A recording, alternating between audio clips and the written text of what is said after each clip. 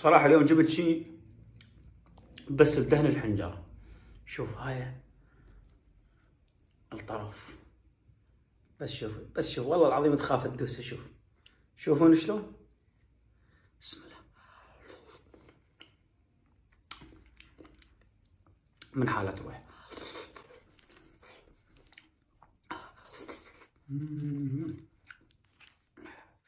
طبعا